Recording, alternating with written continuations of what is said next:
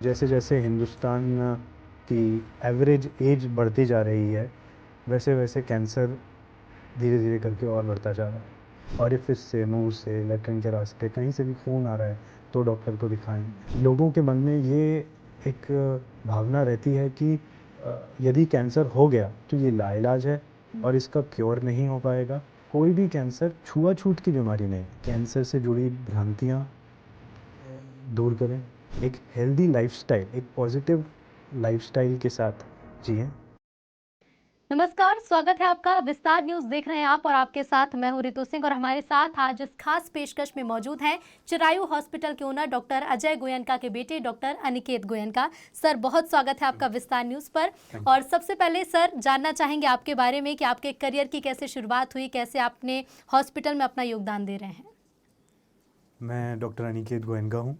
मैं एक medical oncologist हूँ, यानी कैंसर विशेषज्ञ हूँ। और मैंने कोविड के दौरान एमडी मेडिसिन के बाद अपनी सेवा प्रदान करी थी अस्पताल को, और उसके बाद मैं डीएम मेडिकल ऑन्कोलॉजिस्ट हो गया हूँ, जिसमें मैंने कैंसर में विशेषज्ञता प्राप्त करी है। और अब मैं पिछले 6 महीने से चिरायू कैंसर हॉस्पिटल भोपाल में एज एन ऑन्कोलॉजिस्ट काम कर रहा हूँ। तो सर, कैसे आपके करियर की शुरुआत कैसे होती है? फैमिली बैकग्राउंड तो है ही, लेकिन आपकी चॉइस थी कि आपको भी इसी क्षेत्र में अपनी योगदान देना है, इसी क्षेत्र में सेवाएं करनी है लोगों की, या फिर कुछ और सोच रखा था? मैंने हमेशा से ही, बचपन से ही अपने फादर को पेशेंट्स की सेवा करते हुए देखा। मैंने उन्हें मरीज़ों का ध्यान रखते देखा, और उसके कारण उन्हें जो प्यार समाज ने दिया, उसके कारण जो उन्हें नाम शोहरत मिली, वो मैंने हमेशा से देखी है। और शायद उसका कुछ ना कुछ असर था कि मैं चाहता था कि मैं डॉक्टर बनूं और कैंसर स्पेशलिस्ट बनूं, ताकि लोगों की सेवा कर सकूं। बिल्कुल। और ख़ास तौर पर अगर हम कैंसर की बात करें, क्योंकि एक डॉक्टर से बेहतर कौन समझा सकता है, लोगों के मन में कई मिथ भी होते हैं कैंसर को लेकर। और हम देख रहे हैं कि आजकल कैंसर के केसेस कितने ज़्यादा बढ़ते जा रहे हैं। आए दिन हम देखते हैं कि अभी हाल ही में हमने देखा हिना खान को कैंसर हुआ, जिन्हें देखकर कोई सोच भी नहीं सकता था। कई बार होता है कि लोग लेट कर देते हैं, डॉक्टर को दिखाते नहीं हैं, कंसल्ट नहीं कराते हैं, तो ऐसे में इलाज करना भी बहुत मुश्किल हो जाता है। उसके बारे में क्या कहना चाहेंगे? कैंसर बहुत तेज़ी से बढ़ रहा है। अगर आप देखें तो आने वाले सालों में कैंसर लगभग 9 में से 1 भारतीय को होगा। ये बहुत बड़ा नंबर है। और इसके कुछ कारण हैं। एक कारण ये है कि लोग तंबाकू का सेवन बहुत ज़्यादा करते हैं। दूसरा कारण ये है कि जो लोगों के रहने का ढंग है, खाने पीने हैं, वो कैंसर को बढ़ावा दे रहा है। और तीसरा कारण ये है कि हिंदुस्तान एक जवान देश है, और ऐसा माना जाता है कि कैंसर अमूमन एक बुज़ुर्गों की बीमारी है। तो जैसे जैसे हिंदुस्तान की एवरेज एज बढ़ती जा रही है, वैसे वैसे कैंसर धीरे धीरे करके और बढ़ता जा रहा है। ये बात आपने बिल्कुल सही कही कि कैंसर यदि हमारे पास जल्दी आ जाए, कैंसर का पेशेंट स्टेज 1, स्टेज 2 में आ जाए, तो हम उसका बहुत बेहतर इलाज कर सकते हैं, और ज़्यादा चांस रहता है कि हम उसको कैंसर से निजात दिला सकें और उसको कैंसर जैसी गंभीर बीमारी से बचा सकें। इसके लिए जल्दी आना, जल्दी उन सिम्टम्स को, उन प्रॉब्लम्स को पहचान पाना और जल्दी से डॉक्टर से परामर्श लेना सबसे ज़्यादा ज़रूरी है। लेकिन अगर कोई पेशेंट है जिसे सिम्टम्स के बारे में नहीं पता है, उसे नहीं लग रहा है कि उसे ऐसे सिम्टम्स हैं, तो क्या एक नॉर्मल बॉडी रूटीन चेकअप से पता चल सकता है? क्या कुछ सिम्टम्स मिल सकते हैं कि हाँ, आपको फिर आगे जाना चाहिए ऐसे डॉक्टर के पास? ज़्यादातर जो चीज़ सक्सेसफुल पाई गई है वो यही है कि कुछ बातों का ध्यान रखा जाए। जैसे अगर वज़न कम हो रहा है तो डॉक्टर को दिखाएं। यदि कहीं से भी खून आ रहा है, किसी भी ऑरिफिस से, मुंह से, लेट्रिन के रास्ते कहीं से भी खून आ रहा है, तो डॉक्टर को दिखाएं। कहीं भी शरीर में गुठलियाँ हो रही हैं तो डॉक्टर को दिखाना है। यदि आपको कोई छाला है जो कि काफ़ी समय से ठीक नहीं हो रहा है, तो वो डॉक्टर को दिखाना है। छोटी मोटी दिक्कतों को, छोटी मोटी परेशानियों को यदि हम इग्नोर करने की जगह सही वक्त पे परामर्श लें, तो ये सबसे अच्छा रास्ता है कैंसर से जल्दी पकड़ लेने का और कैंसर को अर्ली स्टेज में डायग्नोसिस करने का। कुछ आजकल कुछ प्रकार के कैंसर्स में वैक्सीन भी आ गई है, जैसे सर्वाइकल कैंसर में। वो भी हम अगर हमारे दर्शक जो सुन रहे हैं वो अगर ध्यान रखें कि 9 से 14 साल की उम्र की जो बेटियां हैं उनको HPV वैक्सीनेशन, जो कि अब सरकार का यूनिवर्सल इम्यूनाइजेशन प्रोग्राम में भी आ रहा है, उसमें मिल जाएगा। तो सर्वाइकल कैंसर की वैक्सीन जो है वो भी लगवानी चाहिए, उससे कैंसर रोका जा सकता है कुछ। और अगर चिरायू हॉस्पिटल की हम बात करें, देखिए सबसे ज़्यादा हमने देखा कि कोरोना का जब समय चल रहा था, लोगों को ऑक्सीजन नहीं मिल रही थी। चिरायू हॉस्पिटल एक ऐसा हॉस्पिटल था जहां सबसे ज़्यादा मरीजों की जान बची है, सबसे ज़्यादा मरीजों को ऑक्सीजन मिली है। जिसे कहीं ऑक्सीजन नहीं मिली उसे चिरायू हॉस्पिटल ने बचाया। हॉस्पिटल के बारे में क्या कहना चाहेंगे, कैसी कैसी सेवाएँ अपने मरीजों को देता है ये हॉस्पिटल? देखिए, चिरायू मेडिकल कॉलेज की जो नींव है वो मेरे फादर डॉक्टर अजय गोयनका ने रखी। एंड क्योंकि वो खुद एक डॉक्टर हैं, तो जब उन्होंने अस्पताल बनाया तो उसे उस सूझबूझ और उस समझ से बनाया जिस समझ से एक अस्पताल को बनाने की ज़रूरत है। तो जब हमारा अस्पताल बना था तो कोविड के आने के पहले, जब दुनिया में किसी को कोविड का कोई ज्ञान नहीं था, उसके पहले कोविड में जो जो चीज़ ज़रूरी पड़ी, जैसे आपने ऑक्सीजन की बात करी, तो ऑक्सीजन का एक बहुत बड़ा टैंक हमारे अस्पताल में ऑलरेडी लगा हुआ था, जो हमारे लाखों लीटर का टैंक होता है, जो एक 10,000 लीटर का टैंक ऑलरेडी था। उसके बाद तो हमने और उसको 40,000 लीटर का टैंक कर लिया, लेकिन पहले से ऑलरेडी काफ़ी बड़ा टैंक हमारे पास उपलब्ध था।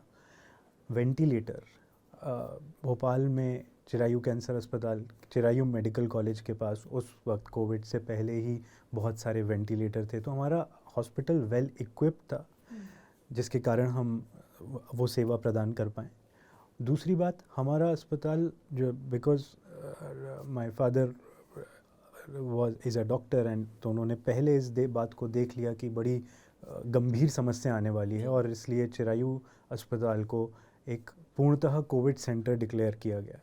और हमारे सारे बेड्स पे हमने ऑक्सीजन की लाइन प्रोवाइड कर रखी थी, तो हम ज़्यादा से ज़्यादा मरीज़ को सेवा दे पाए। और आने वाले समय की अगर हम बात करें, कोविड में तो हमने देखा कि चिरायू हॉस्पिटल ने एक उदाहरण भी पेश किया है, लेकिन आने वाले समय में क्या विजन है इस हॉस्पिटल को, कहाँ लेकर जाना है? आने वाले समय में हम चाहते हैं कि भोपाल शहर के अंदर वो सारी सुविधाएं उपलब्ध हों कि मध्य प्रदेश और सेंट्रल इंडिया का एक भी मरीज़ दिल्ली और मुंबई की तरफ ना देखे अपना इलाज कराने के लिए। सारा इलाज जो टेक्नोलॉजिकली एक्सेसिबल हो, जो हाई टेक्नोलॉजी वाला इलाज होता है, वो सारी चीज़ें हमारे अस्पतालों में उपलब्ध रहें। मैं कैंसर का स्पेशलिस्ट हूँ, मैं आपको बता सकता हूँ कि कैंसर की जो लेटेस्ट थेरेपीज़ हैं, जैसे इम्यूनोथेरेपी कहते हैं, जिसमें शरीर के खुद के इम्यून सेल्स का इस्तेमाल करके हम कैंसर को टारगेट करते हैं, उनको इम्यून सेल्स को एक्टिवेट करके टारगेट करते हैं, वो हम कर रहे हैं। हम टारगेटेड थेरेपी कर रहे हैं, हमारे पास रेडिएशन की मशीन है, हम न्यूक्लियर मेडिसिन का ट्रीटमेंट करते हैं, जैसे लुटीशियम थेरेपी बोलते हैं, डोटा थेरेपी बोलते हैं। ये सारे थेरेपी हम आज भी कर रहे हैं, जो कि सेंट्रल इंडिया में बहुत कम इंस्टीट्यूट्स कर पाते हैं। बिल्कुल, आप कैंसर स्पेशलिस्ट हैं, तो आपसे समझना चाहूँगी, और वो दर्शक भी ये जानना चाहते होंगे, क्योंकि हमने देखा है कि कई लोग हैं जो कैंसर को लेकर अभी भी ये सोचते हैं कि पूर्णतः रूप से कैंसर का इलाज आज भी संभव नहीं है, और खासकर मध्य प्रदेश में हम देखते हैं कि लोग दूसरे शहरों की तरफ भागते हैं, जैसा कि आपने भी जिक्र किया कि दिल्ली की तरफ भागते हैं, मुंबई की तरफ जाते हैं। लेकिन मैं आपसे समझना चाहूँगी कि आपका हॉस्पिटल खासतौर पर कैंसर के लिए किस तरह की कोशिशें कर रहा है? देखिए, हमारा जो कैंसर अस्पताल है वो टेक्नोलॉजिकली काफ़ी एडवांस्ड है। उसमें सारी सुविधाएं उपलब्ध हैं, जैसे कि कैंसर को ट्रीटमेंट को करने के लिए मुख्य तौर पे कहा जाता है कि 4 तरीके की थेरेपीज़ होती हैं। एक होती है मेडिकल थेरेपी, जिसके अंदर कीमोथेरेपी, इम्यूनोथेरेपी, टारगेटेड थेरेपी, ये सारी चीज़ें होती हैं, जो कि हमारे यहाँ ऑलरेडी फंक्शनिंग है, जिसके बारे में मैंने अभी आपको बताया अभी। सर्जरीज़ में हम सारी मुख्य सर्जरीज़ करने में सक्षम हैं। सिकाई में, रेडिएशन में, हमारे पास जो रेडिएशन की मशीन है उसके अंदर उतनी पावर भी रहती है कि अगर हम सांस लें तो सिकाई, उस सांस से मरीज़ जब हिलता है तो सिकाई बिल्कुल उस जगह पे ही जाए जहाँ पे बीमारी है। भले ही मरीज़ सांस लेते हुए हिल भी रहा हो, जैसे हमारी उसमें लैंग्वेज में कहते हैं रेस्पिरेटरी गेटिंग, वो भी हम कर सकते हैं। हमारे पास बड़ी सिकाई जिसे ब्रैकी थेरेपी कहते हैं वो भी उपलब्ध है। न्यूक्लियर थेरेपी जिसे लुटीशियम थेरेपी कहते हैं, जिसमें हम पेशेंट को एक ऐसी दवाई देते हैं जो सीधा कैंसर के अंदर जाके वहीं पे रेडिएशन छोड़ता है और कैंसर को मार देता है, वो थेरेपी भी अवेलेबल है। तो कैंसर की विषय में हमारा हॉस्पिटल टेक्नोलॉजिकली बहुत एडवांस्ड है और हम हम सेंट्रल इंडिया में और भोपाल में स्पेशली मध्य प्रदेश के लोगों को वो सारी सुविधाएं उपलब्ध करा पा रहे हैं आज भी, जिनके लिए कुछ समय पहले तक लोग मुंबई दिल्ली जा रहे थे। बिल्कुल डॉक्टर गोयनका, देखिए चिरायू हॉस्पिटल तो है ही, लेकिन इसके साथ ही मेडिकल कॉलेज भी है। तो एक नॉर्मल हॉस्पिटल की हम बात करें और दूसरी तरफ है चिरायू हॉस्पिटल जो एक मेडिकल कॉलेज भी है, क्या फ़ायदे यहाँ पर होते हैं?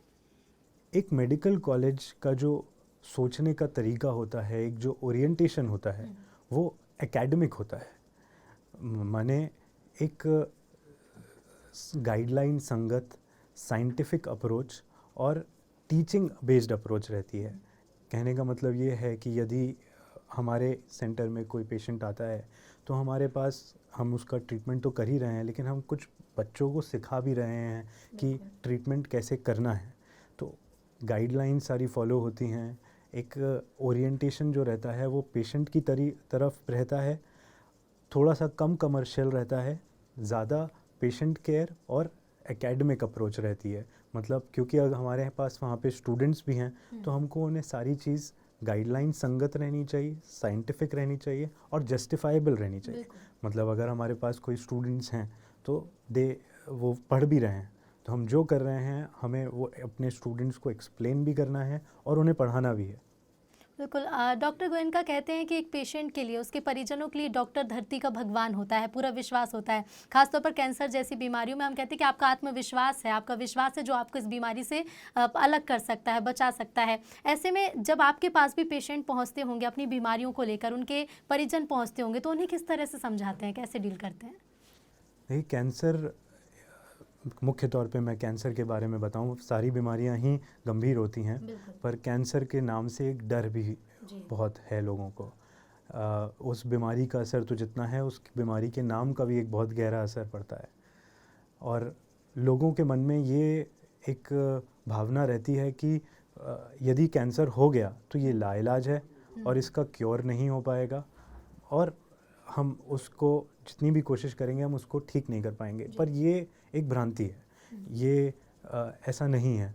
कैंसर का कई प्रकार के कैंसर पूरी तरीके से ठीक हो जाते हैं और यदि कैंसर ठीक नहीं भी होता तो भी हमारा उद्देश्य रहता है कि पेशेंट की जो क्वालिटी ऑफ लाइफ है पेशेंट की, वो इम्प्रूव हो। अगर मान लीजिए कोई पेशेंट 6 महीने जी रहा है और हमारी दवाइयों से यदि वो 1.5 साल 2 साल जीता है तो वो 4 गुना बढ़ गई ज़िंदगी। और साथ में हमारी कोशिश रहती है कि पेशेंट की जो क्वालिटी ऑफ लाइफ है, मतलब जीवन की जो गुणवत्ता है वो बढ़नी चाहिए। वो अपने उनको उल्टी ना हो, उनको जो साइड इफ़ेक्ट्स और कॉम्प्लिकेशंस के नाम पे जो डर बैठा हुआ है समाज में, वो अब पुरानी बात हो गई है। आजकल बहुत सारी नई दवाइयाँ आ गई हैं और ना ही केवल मेजॉरिटी कैंसर्स ठीक होते हैं बल्कि उनकी थेरेपीज़ के साइड इफ़ेक्ट्स भी बहुत ना के बराबर होते हैं। बिल्कुल, और सबसे ज़रूरी है कि आप विश्वास करिए अपने डॉक्टर पर और ख़ुद पर भी कि आप ठीक हो जाएंगे। लेकिन डॉक्टर गोयनका, हमने देखा है कि ज़्यादातर हम कैंसर के पेशेंट की अगर बात करें तो जिस तरह के साइड इफ़ेक्ट जो होते हैं या फिर कहा जाता है, कई लोगों में अभी भी हम देखते हैं कि कई क्षेत्रों में अभी भी मिथ है कि अरे वो कैंसर का पेशेंट है, उसके पास नहीं जाना चाहिए। लेकिन ऐसा होता कुछ भी नहीं है। ख़ासतौर पर हम देखते हैं कि मरीज़ों को कॉन्फिडेंस की कमी हो जाती है, क्योंकि जब आप कैंसर का इलाज कराकर निकलते हैं आपका वेट लॉस भी होता है, आपको हेयर फॉल भी होता है। ऐसे मरीजों को आप किस तरह की एडवाइस देना चाहेंगे और उन लोगों को क्या संदेश देना चाहेंगे जिनके मन में कैंसर पेशेंट से जुड़े हुए कई मिथ हैं?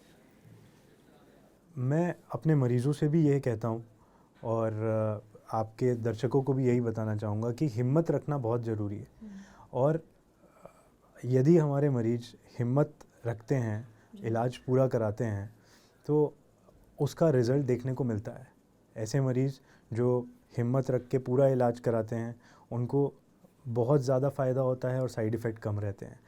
साथ ही साथ ये आपके माध्यम से मैं दर्शकों को बताना चाहूँगा कि आपके पास भी यदि आपके आसपास आपके परिवार में भी यदि कोई कैंसर का मरीज़ हैं तो उनकी एक नॉर्मल लाइफ के लिए हम सब जिम्मेदार हैं। उनको एक नॉर्मल लाइफ देने के लिए सोसाइटी के बाकी लोग भी ज़िम्मेदार हैं। उन सबको भी इस ज़िम्मेदारी को उठाना पड़ेगा। और कैंसर मुख्य तौर पे कोई भी कैंसर छुआछूत की बीमारी नहीं है बिल्कुल कि किसी के खांसने से हो जाएगा या किसी के साथ बैठ के खाना खाने से हो जाएगा। कोई भी कैंसर ऐसा नहीं है जो किसी के साथ खाना खा के हो जाएगा। तो इस तरीके का कोई भी संदेह दिमाग में किसी के नहीं रहना चाहिए। बिल्कुल। इसके साथ ही सर एक चिरायू हॉस्पिटल में आप बखूबी अपनी सेवाएं भी दे रहे हैं, पेशेंट की जान भी बचाते हैं, उनके परिजनों को भी हैंडल करते हैं। एक डॉक्टर होने के नाते हमारे दर्शकों को क्या संदेश देना चाहेंगे? मैं अपने दर्शकों को यही संदेश देना चाहूँगा कि कैंसर से जुड़ी भ्रांतियाँ दूर करें, तंबाकू का सेवन ना करें, एक हेल्दी लाइफस्टाइल, एक पॉजिटिव लाइफस्टाइल के साथ जिएं, कसरत करें, एक्सरसाइज करें, वेट लॉस करें। हिंदुस्तान में एक बहुत बड़ी गंभीर समस्या है कि मोटापा बहुत ज़्यादा हो रहा है लोगों को। और खान पीन और साफ़ सफाई का ख्याल रखें। ये सबसे बेस्ट एडवाइस हो सकती है किसी भी एक आम जनता को। बिल्कुल, क्योंकि डॉक्टर तो हैं ही जो हमारी जान बचाने के लिए धरती के भगवान कहे जाते हैं, लेकिन बहुत ज़रूरी है कि हम भी अपनी जिम्मेदारी समझें और खुद की बॉडी का ख्याल खुद रखें। बहुत बहुत शुक्रिया डॉक्टर गोयनका आपका हमसे जुड़ने के लिए और टीम तमाम ये बातचीत हमारे दर्शकों तक पहुंचाने के लिए। तो ये थे हमारे साथ डॉक्टर अनिकेत गोयनका, जिनसे हमने जाना उनके करियर के बारे में, कैसे उनकी शुरुआत हुई, चिरायू हॉस्पिटल के बारे में, इसके साथ ही कैंसर के बारे में भी वो बातें जो शायद आपने कभी नहीं सुनी होंगी। तो चलिए इसी के साथ विस्तार न्यूज़ में फ़िलहाल इतना ही। देखते रहिए विस्तार न्यूज़। नमस्कार।